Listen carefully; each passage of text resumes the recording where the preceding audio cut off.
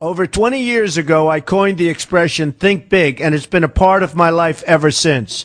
It's also come true. I became an even bigger success after I said it than I was before. And that's one reason I think it's an important way to think. It obviously works, and that's what I'm going to talk about today. What I said exactly in my first book, The Art of the Deal, is as follows.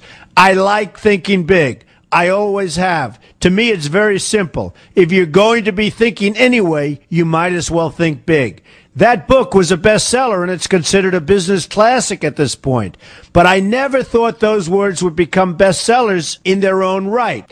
It's an interesting point that I'm famous for two very short statements. Think big and you're fired. But let's stick to the first one for today. And I'd suggest strongly that you pay attention so that you won't have to hear the second one. Thinking big starts with the details and grows from there.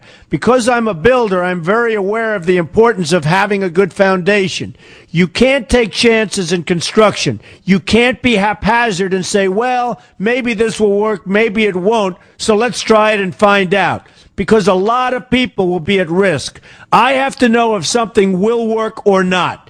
Every inch has to be accounted for. In other words, thinking big starts with being thorough. So number one, be thorough. Don't count on happenstance to get you anywhere, because it won't.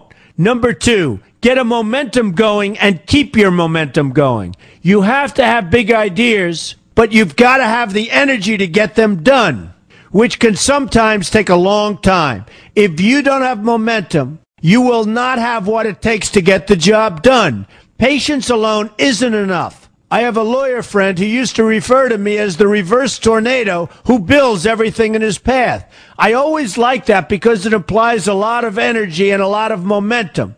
And that's exactly what it takes to get anything done. So keep your momentum going. Number three, stay focused. You have to stay focused. The minute you lose focus, you will also be losing your momentum. They go together, and you will accomplish a lot more, even amazing things, if you make sure you keep these two things working together for you. I've seen very talented people literally go down the drain because they couldn't seem to keep their focus long enough to get anything done. In this day of multitasking, that can be a real challenge, but it's absolutely necessary. Ask yourself this question: what should I be thinking about right now? That simple question can restore your focus in no time at all. And your answer right now should be listening to Donald Trump. Number four, look at the solution, not the problem. This is very important if you ever want to learn to think big. And here's why. No matter what you do, you're bound to run into problems. It's just part of life, a part of business, a part of anything worth doing. If you let the problems get in your way, they'll become bigger than your idea was to begin with, and you will be a wipeout. No matter how bad things look, keep your focus on the solution, and you will be surprised how things can work out, and work out properly. One way I do this is to ask myself, when confronting a possible problem, is this a blip or is this a catastrophe? A catastrophe is something like an earthquake, a tsunami, a war, and so forth, and a blip is everything else. Right away, you'll have the right perspective, and your equilibrium will be restored. So keep your focus on the solution. Number five, see opportunity for what it is, an opportunity. For example, why are you listening to me today? Curiosity? You like me? You don't like me? You want to learn? You have nothing else to do? You want to hear me tell you you're fired? I hope not. But whatever your reasons might be, they've brought you to a good place to get involved and to learn. And that's an opportunity right there. People think that because I'm rich and famous that I know everything. I know a lot. But one thing I know is that I don't know everything. So I ask myself this question every day. What can I learn today that I didn't know before? And you know what? I learn something new every single day. That's a big reason for my success, and the same thing can apply to you. Take the time to see today as an opportunity, and you'll be surprised by what can come your way. Be open to new ideas, and you will be creating your own opportunities before too long. Number six, know everything you can about what you're doing. That's a good way to cover your bases. Another good way is to read the book Robert Kiyosaki and I have written together, Why We Want You to Be Rich. It's about covering your bases and knowing what's going on. I remember when some guys came in to meet with me about a great idea they had for an atrium for a building on Wall Street. It was a beautiful idea except for one thing. None of them had thought about how the building would be supported around this fabulous atrium. They didn't take into account the steel columns that were necessary to support a 72-story building.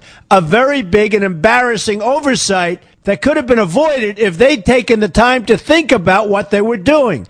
Don't let that happen to you. Know what you're doing first. Number 7, be lucky. Remember the old saying, the harder I work, the luckier I get. Well, it happens to be true. It works for me, and I've encountered some pretty big successes. But this goes along with something that's absolutely necessary for great success. Be passionate. You have to love what you're doing if you want to be successful at it. My father told me that it's absolutely true. I might work 7 days a week, but it doesn't seem like work to me because I love what I'm doing. If you don't like what you're doing, find something else to do, or do it part-time until you can find something full-time. You will never be successful, happy, or healthy unless you're doing what you love to do. That's just the way it is. So give it some thought. In fact, give it a lot of thought. For example, if you're feeling frustrated, there are 2 ways to look at the situation.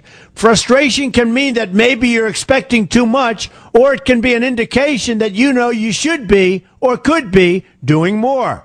Use frustration as a motivator. Use it to get where you want to go instead of staying where you don't want to be. But above all, be passionate. That's the fast track to success, no matter what your interests are. Number 8, see yourself as victorious. That can zap negativity immediately and put a positive spin on problems. I've gotten to the point where I see problems as challenges that I'll enjoy meeting and dealing with.